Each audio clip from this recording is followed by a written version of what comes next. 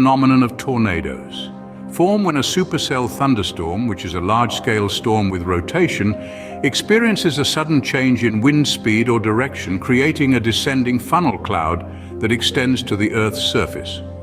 This typically occurs under specific atmospheric conditions, such as strong interaction between cold and warm air masses, along with high humidity and a strong jet stream. The disappearance of a tornado can occur in several ways. Some tornadoes simply dissipate when the conditions that created them change, such as a lack of convective energy or a decrease in rotation in the atmosphere. Others may gradually weaken as they encounter less conducive terrain to maintain their intensity.